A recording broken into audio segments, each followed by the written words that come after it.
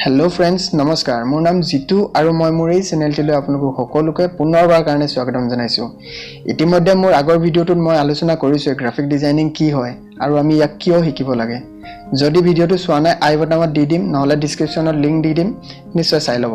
So আজি মই আলোচনা কৰিম গ্ৰাফিক ডিজাইনিং আমি বনাবলৈ কি ধৰণৰ প্ল্যাটফৰ্ম ব্যৱহাৰ কৰো বা কি ধৰণৰ সফটওয়্যাৰ ব্যৱহাৰ কৰো। মোস্টলি গ্ৰাফিক ডিজাইনিং বনাবলৈ আমি দুই ধৰণৰ সফটওয়্যাৰ ইউজ কৰিব পাৰো। এটা কোৱা হয় ভিক্টৰ বেস সফটওয়্যাৰ আৰু আনটো কোৱা হয় raster base software. Victor graphics আৰু ৰাস্টাৰ গ্ৰাফিক্স দুইটাই সম্পূৰ্ণ বেলেগ ধৰণৰ গ্ৰাফিক্স হয়। আজি মই এই ভিডিঅটোত ইয়াৰ বিষয়ে সম্পূৰ্ণকৈ ক'বলৈ চেষ্টা কৰিম আৰু মোৰ এই ভিডিঅটো সম্পূৰ্ণকৈ চাব, শেষলৈকে চাব, তেতিয়াহে বুজি পাব। যদি আপুনি গ্ৰাফিক ডিজাইনিংৰ ওপৰত কিছু কথা জানিব বিচাৰিছে বা কোডিংৰ বিষয়ে কিছু কথা জানিব বিচাৰিছে তেন্তে মোৰ এই চেনেলটো সাবস্ক্ৰাইব কৰি ল'ব।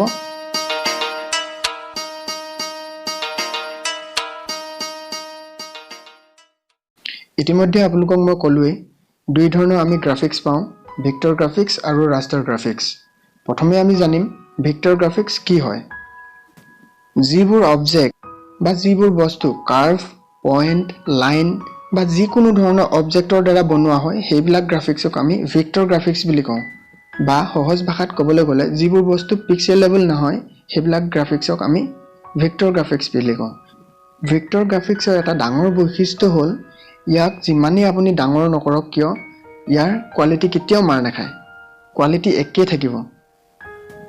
কাৰণ এই ধৰণৰ গ্ৰাফিক্সে কিছুমান মেথমেটিক্যাল ক্যালকুলেশনৰ জৰিয়তে আপুনি ডাঙৰ কৰা সাইজৰ লগত এডজাস্ট হৈ যায় আৰু সেই কাৰণে এই ধৰণৰ গ্ৰাফিক্স কেতিয়াও পিকচাৰ কোৱালিটি কেতিয়াও মাৰ নাখায়। হয়তো এই কাৰণে ভিক্টৰ গ্ৰাফিক্সৰ ফাইল বিলাকৰ সাইজ বিলাক বহুত সৰু হয় আৰু প্ৰিন্টিংৰ কাৰণে আজিকালি ইয়াক বেছিকৈ প্ৰিফাৰ কৰা হয়। এতিয়া আমি চাম ভিক্টৰ গ্ৰাফিক্সৰ ফাইল ফৰমেট বিলাক .ai, .eps, .svg, .wmp, .cdr. .ai হ'ল Adobe Illustrator. Adobe Illustrator এই ধৰণৰ ফাইল বনোৱা হয়। .eps ফাইলবোৰ Adobe Illustratorটো বনাব পাৰি বা Corel Draw-টো বনাব পাৰি। নেক্সট হ'ল .svg, ইয়াক কোৱা হয় স্কেলেবল ভেক্টৰ গ্ৰাফিক্স। এইবিলাক গ্ৰাফিক্স সাধাৰণতে ৱেবৰ কাৰণে ব্যৱহাৰ কৰা হয়। তাৰপিছত আহিলে .wmf, এই ধৰণৰ ফাইল আমি মাইক্ৰসফট অফিচত ক্লিপ আৰ্ট বিলাকৰ ফাইল ফৰমেট বিলাক পাওঁ। তাৰপিছত আহিলে .cdr, .cdr হ'ল Corel Draw ফাইল। এতিয়া নিশ্চয় ধৰিব পাৰিছে ভিক্টৰ গ্ৰাফিক্স কোনবোৰ। ভিক্টৰ গ্ৰাফিক্সৰ কেতিয়াও কোৱালিটি লছ নহয়, সেইটো কথা এটা বৰ ডাঙৰ কথা আৰু সেই কাৰণে হয়তো আজিৰ যুগত প্ৰায় ভিক্টৰ গ্ৰাফিক্সৰ ডিমান্ড বেছি হৈছে। এতিয়া মই আলোচনা কৰিম ৰাস্টাৰ গ্ৰাফিক্স। আপুনি নিশ্চয় পিক্সেলৰ নাম শুনিছে কৰবাত নহয় কৰবাত, হয়তো আপুনি জানিব পাৰে পিক্সেল কি বস্তু। যদিও নাজানে মই কৈ দিছো শুনক। পিক্সেল এনেকুৱা এটা বস্তু যিয়ে নিজৰ মাজত কালাৰ ইনফৰমেশ্যন কিছুমান ষ্টৰ কৰি ৰাখে আৰু এনেকুৱা হাজাৰ সৰু পিক্সেল লগ লাগি যেতিয়া একোটা ইমেজ বা কোনোবা এটা অবজেক্ট সৃষ্টি হয় তেতিয়া সেই অবজেক্টটোক আমি ৰাস্টাৰ গ্ৰাফিক্স বুলি কওঁ। ৰাস্টাৰ গ্ৰাফিক্স চিনি পাবলৈ একেবাৰে সহজ। ৰাস্টাৰ বেস গ্ৰাফিক্সৰ যিকোনো এটা অবজেক্ট যেতিয়া জুম কৰে তেতিয়া তাত আমি পিক্সেল দেখিবলৈ পাওঁ। হেনেকুৱা গ্ৰাফিক্স বিলাককে আমি ৰাস্টাৰ বেস গ্ৰাফিক্স বুলি কওঁ। পিক্সেলৰ দ্বাৰা বনা ইমেজ বা অবজেক্ট বিলাক যেতিয়া ডাঙৰ কৰা হয়, লাৰ্জ কৰা হয় তেতিয়া তাৰ কোৱালিটি বেয়া হৈ যায়। কাৰণ তাৰ পিক্সেল বিলাক পিক্সেলেট হৈ যায়। সো আপুনি বনোৱা ডিজাইনটো দেখিবলৈ বেয়া হৈ পৰে। সো সেই কাৰণে ৰাস্টাৰ গ্ৰাফিক্সৰ ইমেজ বা অবজেক্ট বিলাক ৰিজলিউশনৰ ওপৰত ডিপেন্ড কৰে। আপুনি ৰিজলিউশন যিমান বঢ়াই দিব তাৰ কোৱালিটি সিমানে ভাল হ'ব আৰু ৰিজলিউশনটো যিমান আপুনি কমাই দিয়ে তাৰ পিক্সেল সিমানে কমি যায়। সো গ্ৰাফিক্সটো দেখিবলৈ সিমানে বেয়া হৈ পৰে। সো নিশ্চয় আপুনি গম পাইছে ৰাস্টাৰ গ্ৰাফিক্স কোনবিলাকক কোৱা হয়। ৰাস্টাৰ গ্ৰাফিক্সৰ ফাইল ফৰমেট কিছুমান আমি জানো আহক। এক নম্বৰতে .png, যাক কোৱা হয় পোৰ্টেবল নেটৱৰ্ক গ্ৰাফিক্স। দুই নম্বৰতে আহিলে JPEG, যাক কোৱা হয় JPEG বুলি। ইয়াৰ ফুল ফৰ্মটো হৈছে জইণ্ট ফটোগ্ৰাফি এক্সপাৰ্ট গ্ৰুপ। তিনি নম্বৰতে আহিলে GIF বা কিছুমান ইয়াক GIF বুলিও কয়। ইয়াৰ ফুল ফৰ্মটো হৈছে গ্ৰাফিক ইন্টাৰফেস ফৰমেট।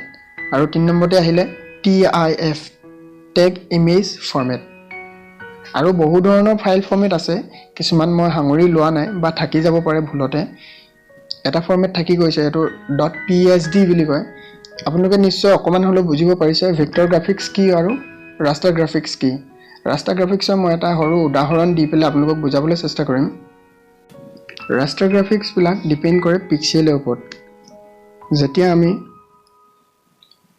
পিক্সেল বিলাক ডাবল কৰি দিওঁ বা ডাঙৰ কৰি দিওঁ তেতিয়া এই পিক্সেল বিলাকত থকা কালাৰ বিলাক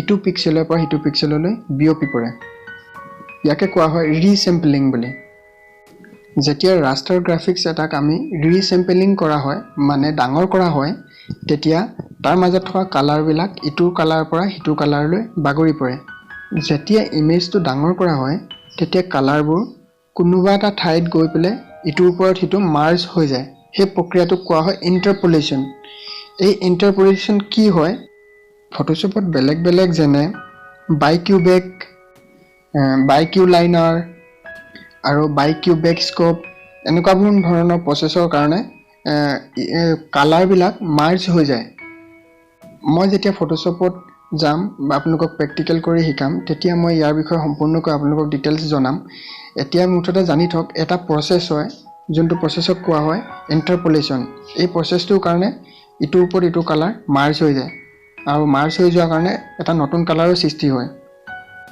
ইয়াক জানিবৰ কাৰণে এটা সৰু এক্সাম্পল আপোনালোকক মই দেখাব বিচাৰিছো এক্সাম্পলটো আপোনালোকে চালে ভালকৈ বুজি পাব দুটা গ্লাছ লম আমি এটা গ্লাছত সম্পূৰ্ণ ৰঙা কালাৰ থাকিব আৰু এটা গ্লাছত নীলা কালাৰ থাকিব বাকি আমি চাৰিটা গ্লাছ লম সেই চাৰিটাত একো নাথাকে খালি থাকিব যেতিয়া আমি এই কালাৰখিনি ডিস্ট্ৰিবিউচন কৰিম গ্লাছৰ পৰা হিটো গ্লাছলৈ তেতিয়া দেখিব বাকি তিনটাত কালাৰ ঠিকই যাব কিন্তু মাজতে এটা কালাৰ মিক্স হৈ যায় কাৰণ গ্লাছটো লেতেৰা হৈ থাকে এটো কালাৰখিনি সম্পূৰ্ণ শেষ নোহোৱাৰ কাৰণে তাৰ ওপৰত আকৌ বেলেগ কালাৰ পৰাৰ কাৰণে এটা নতুন কালাৰ সৃষ্টি হয় সো ইয়াকে কোৱা হয় ইন্টাৰপোলেশন নাইবা এই প্ৰক্ৰিয়াটো যদি আমি ভালদৰে বুজিবলৈ চেষ্টা কৰো তেনেহলে আৰু এটা কাম কৰিব পাৰো এখন সৰু ফটো লব ফটোখন আপুনি ফটোশ্বপৰ মাজলৈ লৈ যাব ফটোশ্বপৰ মাজলৈ লৈ যোৱাৰ লগে লগে তাৰ ফটোৰ সাইজটো ডাঙৰ কৰি দিব ইয়াক জুম ইন নকৰিব জুম ইন কৰিলে বেয়া দেখাব ফটোৰ সাইজটো ডাঙৰ কৰি দিব ডাঙৰ কৰি দিয়াৰ লগে লগে আপুনি দুটা কালাৰৰ মাজৰ অংশটো চাব